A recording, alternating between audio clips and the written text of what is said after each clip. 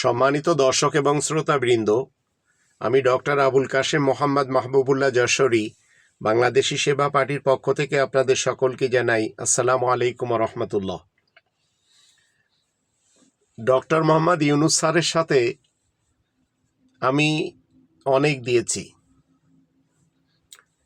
Doctor Mohammad Yunus স্যারকে অনেক ভালোবেসেছি, কিন্তু আমাদের জাতি এই কথাটি জানে অনেক সময় কেঁচো খুঁড়তে যে সাপ বের হয়ে আসে। অনেক সময়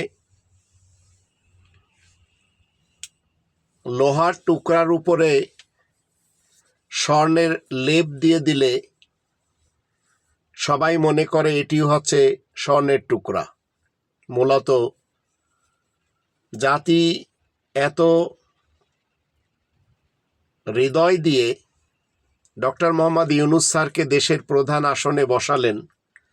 তিনিও প্রতিশ্রুতি দিলেন, আমি বাংলাদেশি সেবা পার্টির পক্ষ থেকে অনেক খুশি পেয়েছিলাম। হয়তো তিনি এই বয়সে তার মাতৃভূমি, তার জন্মভূমি এই বাংলাদেশকে কিছু একটি করে দিবেন। তিনি হেসে হেসে অনেক কিছু করে দিতে চেয়েছিলেন, কিন্তু তিনি হেরে গেলেন। তার চারিপাশে শতাব্দীর শ্রেষ্ঠ মীর জাফর খ্যাত আসিফ নজরুল গংরা ঘিরে ধরেছেন বিধায়। দেশের মানুষ চেয়েছিল খুনিদের বিচার হবে।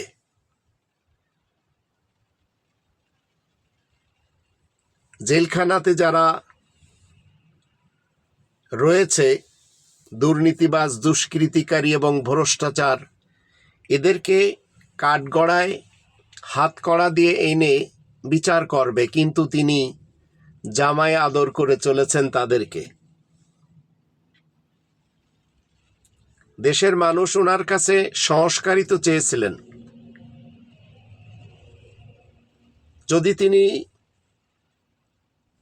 সুন্দরভাবে সংস্কার করে দিতে পারতেন, তাহলে এদেশে স্বৈরাচার আর কখনো উঠে দাঁড়াতে পারত না। কিন্তু ওনার এই 1 বছর যেতে না যেতেই, 1 বছরের মাথায় তিনি হেসে হেসে তাদেরকে সাধুবাদ জানাচ্ছেন। দেশের মানুষ ওনার কাছ থেকে সংস্কারের ছিটে ফোঁটাও পাচ্ছেন না। আবার শোনা যাচ্ছে নির্বাচনের তারিখও তিনি ঘোষণা করে দিয়েছেন। জাতিসংঘের মানবাধিকার অফিস নিয়ে তিনি আসলেন দেশে। মালয়েশিয়া থেকেও বিনিয়োগের স্বপ্ন দেখালেন, কিন্তু বাস্তবায়ন নেই। আর সত্যিকার অর্থে জাতি এখন বুঝে গেছে উনি ভালো মানুষ, উনি অনেক নরম মানুষ, কিন্তু নরম মানুষ দিয়ে যাই হোক না কেন আমাদের এই দুর্নীতিবাজ, দুষ্কৃতিকারী, ভ্রষ্টাচার এবং নৈরাজ্য সৃষ্টিকারী যারা ধানের শীষ মার্কা এবং নৌকা মার্কা নেতা নেত্রী আর কর্মী, এদেরকে দমন করা সম্ভব না। এজন্যই আমি বাংলাদেশি সেবা পার্টির পক্ষ থেকে আপনাদের সকলকে বলতে চাই, জীবনে একটিবার হলেও আপনারা সাপোর্ট করতে পারেন এবং বাই দি নেম অফ আল্লাহ আপনাদেরকে আমি প্রতিশ্রুতি দিচ্ছি, রব্বানি সিস্টেম, রব্বানি প্ল্যান এদেশে কায়েম করতে পারলে ইনসাফ ভিত্তিক রাষ্ট্র পরিচালনা হবে এবং কোনো ধরনের দুর্নীতিবাজদের বিচরণ থাকবে না এই ছোট্ট স্বর্গময় বাংলাদেশে।